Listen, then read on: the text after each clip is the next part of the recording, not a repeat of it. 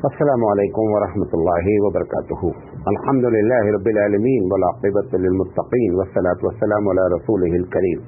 محترم حضرات، میں نے آپ کے سامنے نبی کریم صلی اللہ علیہ وسلم روز اپنی زندگی کیسے گزارتے تھے اس کا پہلا حصہ آپ کے سامنے پیش کیا. اب ہم آپ کے سامنے دوسرا حصہ پیش کرنا چاہتے ہیں. تو میں نے بات کی ہے پہلے حصے میں کہ اللہ کے رسول صلی اللہ علیہ وسلم جب اٹھتے تھے اس وقت سے لے کر کے اور ظہر کی نماز کے پہلے تک آپ اپنے پورے اس ٹائم کو کس طریقے سے استعمال کرتے تھے. یہ میں نے جو بات مجھے معلوم تھی میں نے آپ کے سامنے بیان کرنے کی کوشش کی. اب اس کے بعد جو ہے وہ ظہر کا وقت ہو جاتا تھا. جب ظہر کا وقت ہو جاتا تھا یہ آپ کو بتائیں کہ پورے عموماً ایسا ہوتا تھا کہ آپ صلی اللہ علیہ وسلم ظہر کا وقت ظہر کی نماز اول وقت میں پڑھ لیتے تھے. اندازہ یہ ہے کہ 12:15 سے لے کر کے 1 کے درمیان میں ظہر کی نماز پڑھ لیتے تھے. کچھ لوگوں کی رائے ہے، خاص کر علامہ ابن حجر عسقلانی رحمۃ اللہ علیہ کی رائے یہ ہے کہ اگر گرمی کا وقت ہوتا تھا تو آپ ظہر کی نماز کو کیا کرتے تھے، تھوڑا آگے چلتے تھے، اور اس پر حدیث بھی موجود ہے لیکن وہ سفر کی حدیث ہے. لیکن علامہ ابن حجر عسقلانی رحمۃ اللہ علیہ کی اپنی تحقیق یہ ہے کہ نہیں، نبی کریم صلی اللہ علیہ وسلم گرمیوں میں ظہر کی نماز کو کیا کرتے تھے، ڈیلے کرتے تھے. تو بہرحال ظہر کی نماز عموماً عصر کی نماز کے مقابلے میں ڈبل پڑھی جاتی تھی. یعنی جتنی عصر کی نماز پڑھنی ہوتی تھی اس سے زیادہ آیتیں کس میں پڑھی جاتی تھی، ظہر کی نماز پر پڑھی جاتی تھی. ظہر کی نماز لمبی ہوتی تھی بنسبت عصر کے. اگر حدیثوں کا پورا کھنگالا جائے کہ آپ ظہر کی نماز میں کن صورتوں کا اہتمام کرتے تھے اور عصر کی نماز میں کن صورتوں کا اہتمام کرتے تھے، تو اندازہ یہ ہے کہ آپ جو ہے وہ 10 سے 12 منٹ میں جو ہے وہ کم سے کم یا 15 منٹ ظہر کی نماز میں لگ جاتا تھا، یا 12 منٹ تو لگ ہی جاتا تھا. تو اس طریقے سے آپ صلی اللہ علیہ وسلم ظہر کی نماز پڑھتے تھے. ظہر کی نماز کے بعد پڑھنے کے بعد جو باہر سے یہ آخری دور، خاص کر آخری 4 سال یا 5 سال کا ذکر ہوگا جو حدیثوں میں ہے کہ بہت سے باہر سے لوگ آتے تھے، مہمان آتے تھے، ملاقات کرنا چاہتے تھے، اور وہ لوگ بھی جو ہے چاہتے تھے کہ ظہر کے وقت میں ملاقات کی جائے، کیونکہ ظہر کے وقت میں صحابہ کرام بھی موجود رہتے تھے ایک بڑی تعداد. تو کیونکہ عربوں کا مزاج جو کام کرنے کا ہے نا وہ ظہر سے پہلے کا ہے، کیونکہ ان کے ہاں کام شروع ہوتا ہے صبح اور دوپہر تک جو کیا ہوتا ہے سارا کام محنت کا کام ہوتا ہے. اگر موسم سخت ہے لہذا وہ سارے کے سارے لوگ اپنے کام سے فارغ ہو چکے رہتے تھے اور آ کر کے مسجد میں موجود رہتے تھے. تو جو وفود آتے تھے جو باہر سے کیا کہتے ہیں جس کو آپ ڈیلیگیٹ کہتے ہیں، وہ اسلام جاننے کے لیے یا اسلام قبول کرنے کے لیے تو اللہ کے رسول صلی اللہ علیہ وسلم ان سے ملاقات کرتے تھے. تو اس کے بعد نبی کریم صلی اللہ علیہ وسلم بازار جاتے تھے. یہ کیا کہتے ہیں ڈاکٹر عبداللہ صاحب کی جو کتاب ہے اس سے رسول اکرم، اس میں ان کی تحقیق یہ ہے کہ اللہ کے رسول صلی اللہ علیہ وسلم جو ہے وہ ظہر کی نماز پڑھنے کے بعد اگر کوئی وفود اور ڈیلیگیٹس نہیں آیا رہتا تھا تو آپ صلی اللہ علیہ وسلم پھر بازار نکل جاتے تھے اور بازاروں میں دیکھتے تھے کہ لوگ تجارت کس طریقے کے کر رہے ہیں، ریٹ اونچے نیچے تو نہیں ہو رہا ہے، لوگوں کے ساتھ چیٹنگ تو نہیں ہو رہی ہے. وہ یا پوری مارکیٹ کو کنٹرول کیا جاتا تھا کہ پبلک پر، عوام پر جو ہے وہ ظلم نہیں ہونا چاہیے. تو بعض لوگوں کا اندازہ یہ ہے کہ یہ کام نبی کریم صلی اللہ علیہ وسلم ظہر سے پہلے کر لیتے. تو ایسا بھی ہو سکتا ہے کہ کبھی ظہر سے پہلے بازار چلے گئے ہوں، کبھی ظہر کے بعد چلے گئے ہوں. بہرحال کوئی ایسا اس میں ہائی فائی حرام حلال کا مسئلہ تو ہے نہیں، اپنے ہاتھ میں اپنی سہولت کے مطابق ایسا کر لیا. بہرحال بتانا یہ چاہتا ہوں کہ پوری مارکیٹ پر کنٹرول رکھا جاتا تھا کہ لوگوں کو سستا سامان ملے، اچھا سامان ملے، چیٹنگ نہ ہو. اس کے لیے اللہ کے رسول خود بذات خود جو ہے وہ بازار جاتے تھے. اس کے بعد قیلولہ اور کھانا، اس میں زبردست آپس میں بہت سی تعداد بیانیاں ہیں، تعداد بیانیاں نہیں کہیے، الگ الگ حدیثیں ہیں. تو ایسا لگتا ہے کہ کبھی قیلولہ پہلے ہو گیا، کبھی ظہر کی نماز بعد میں ہو گئی.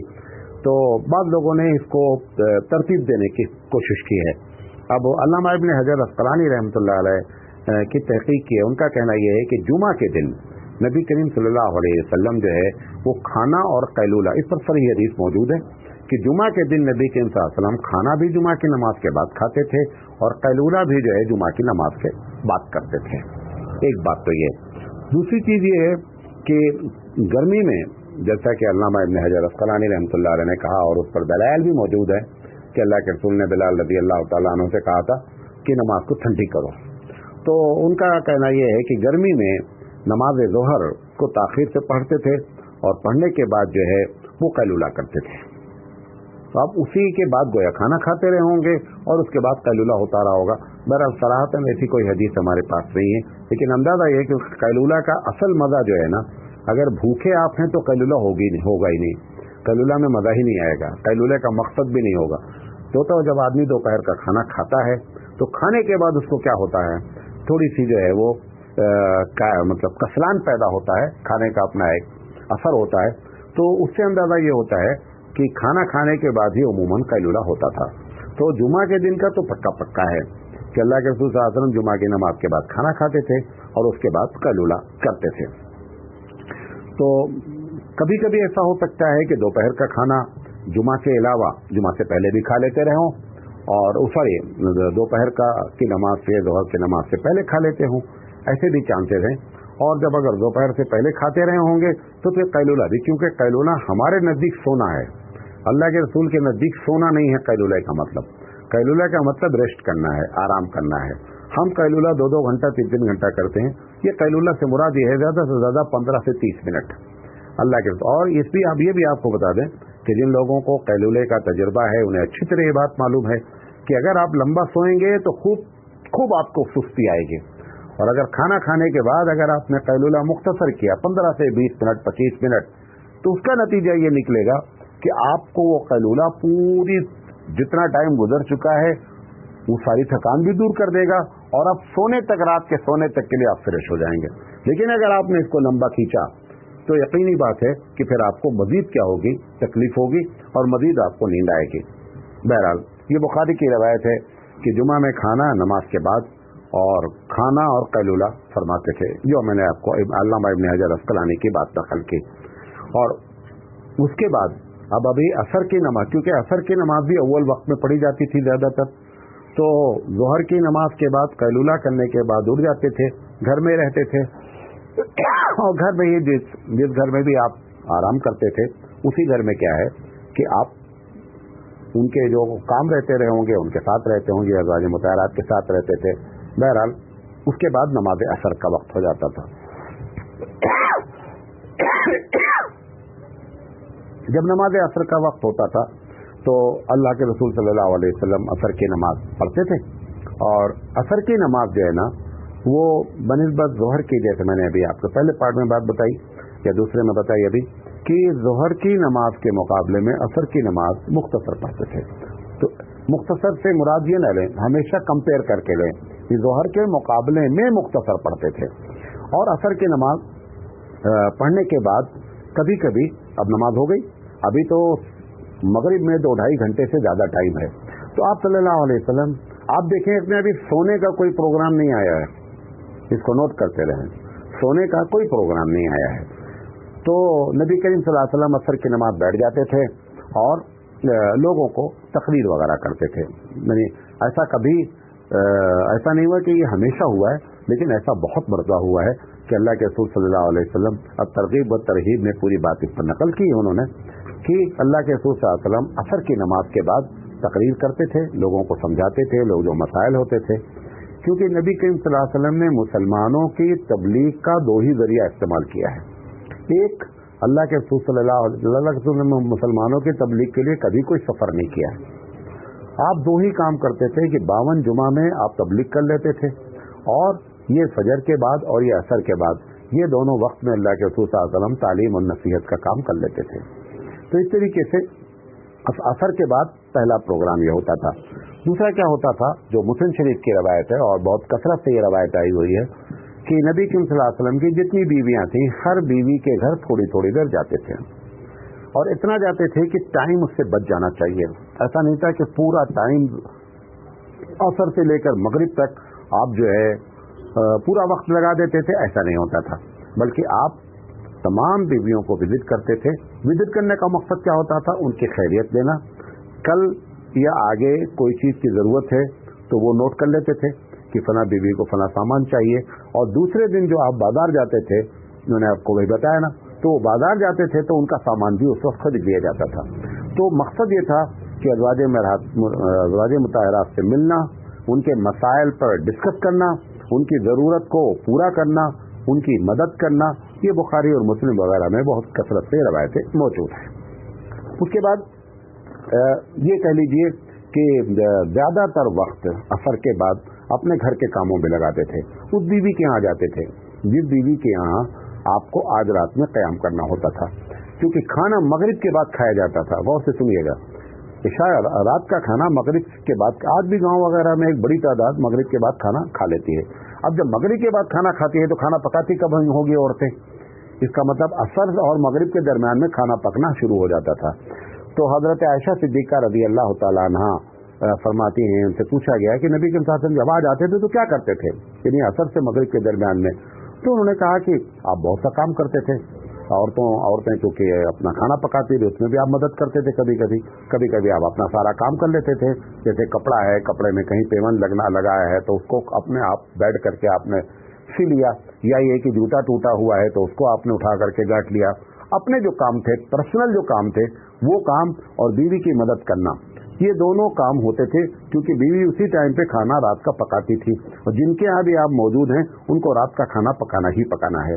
لہٰذا آپ صلی اللہ علیہ وسلم جو ہے وہ عصر سے لے کر مغرب تک، جیسا میں نے بتایا کہ زیادہ تر اپنے گھریلو بیویوں کے ساتھ، بیویوں کے مسائل، اور جہاں پر آپ کو رات گزارنی ہوتی تھی اس گھر میں آپ رہتے تھے۔ اب اس کے بعد رات کا کھانا، اور رات کے کھانے میں دو روایتیں ہیں۔ ایک روایت تو بخاری کی ہے کہ صراحتاً ہے کہ اگر مغرب کا کھانا، رات کا کھانا مغرب سے پہلے تیار ہو جائے، اگر کھانا ہے تو کھا لیجیے۔ تو اس سے یہ معلوم ہوتا ہے کہ اگر کھانا تیار ہو گیا ہے تو آپ مغرب کے یہ نہیں کہ سمجھے کہ مغرب سے پہلے کھانا نہیں کھایا جا سکتا، مغرب سے پہلے آپ رات کا کھانا کھا لیجیے۔ لیکن اللہ کے رسول صلی اللہ علیہ وسلم کی جو عمومی عادت تھی وہ مغرب کے بعد رات کا کھانا کھاتے تھے۔ اب مغرب کی نماز کا وقت ہو گیا، اگر کھانا پہلے کھا لیا تو ٹھیک ہے، ورنہ مغرب کی نماز میں جو آپ دیکھتے ہیں کہ اذان ہوتی ہے اور لوگ فوراً مسجد میں جماعت شروع ہو جاتی ہے، یہ سنت طریقہ ہے۔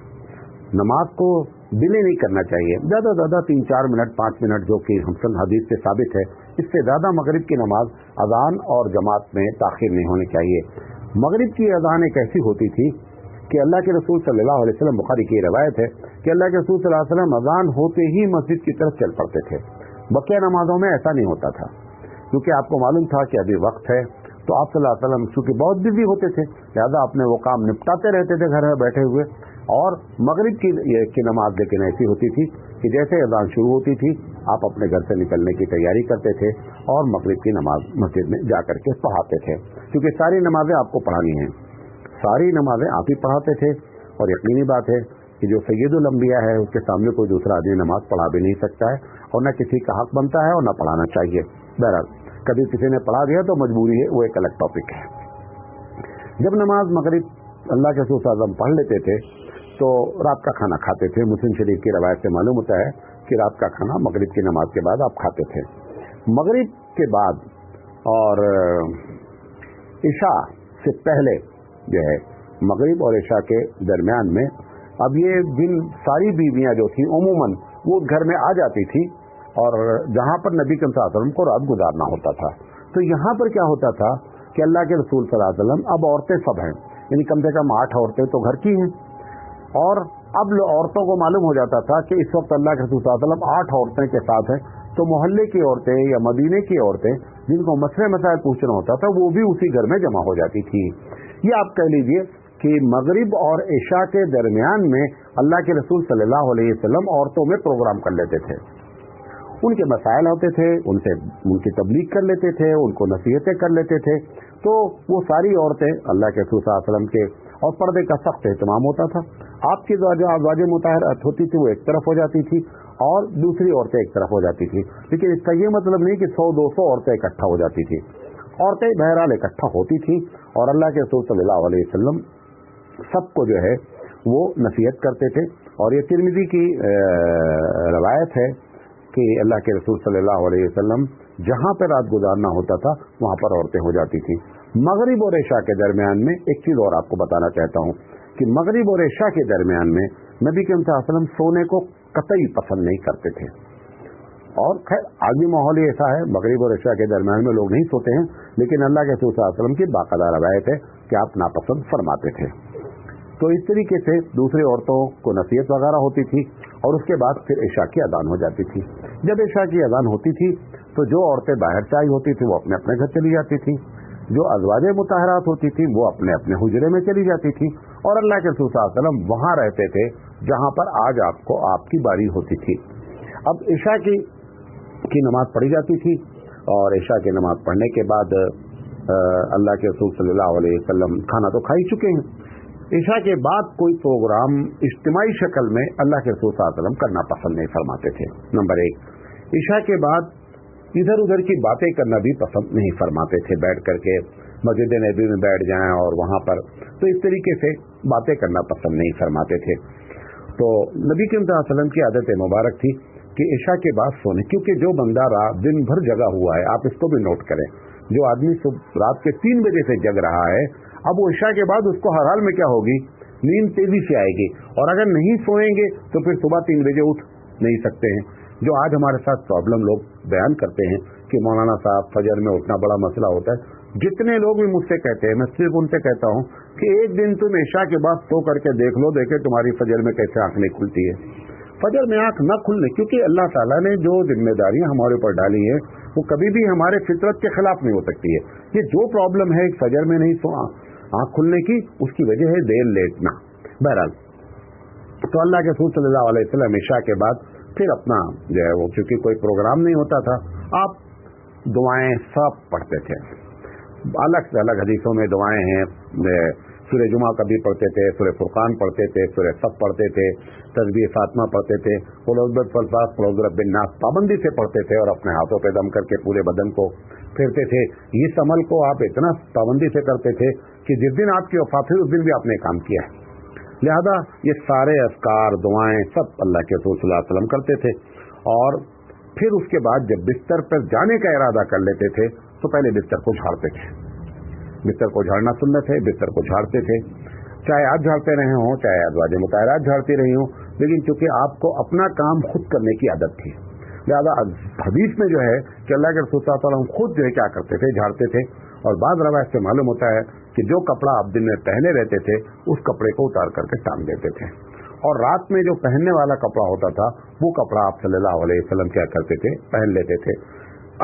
जब बिस्तर झाड़ लेते थे, झाड़ने के बाद दाहिनी करवट लेट जाते थे और अपने हथेली को अपने रुखसारे मुबारक के नीचे रखते थे और रखने के बाद दुआ पढ़ते थे और दुआ पढ़ने के बाद जो है वो लेट जाते थे।